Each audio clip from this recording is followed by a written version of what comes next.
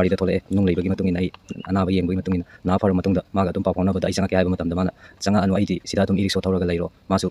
March ise ai ise Rosni ga thokina raga hairaga leibadagi handaki December gi date 15 da mase market chatni haibadagi market chatpadagi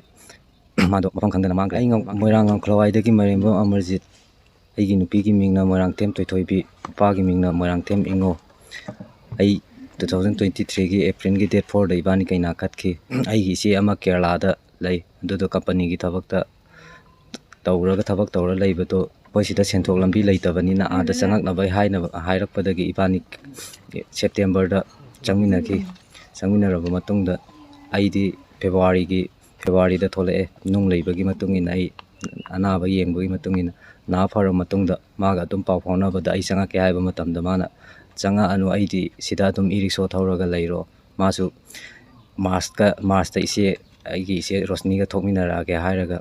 leibadagi handaki December gi date 15 da mase market chatni haibadagi market ta chatpadagi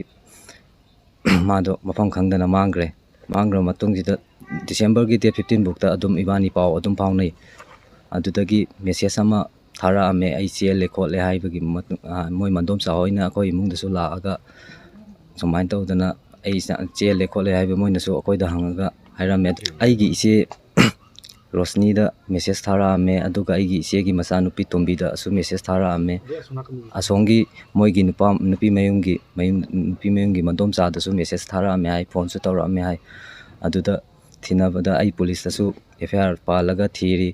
Moirang police da su ai FIR palaga thihalli aduga Kerala da su FIR challaga thiri hajipokta magi langla langjin khangdari langla langjin khangdabado aigi nupi thibada mayamna mateng pangbiyo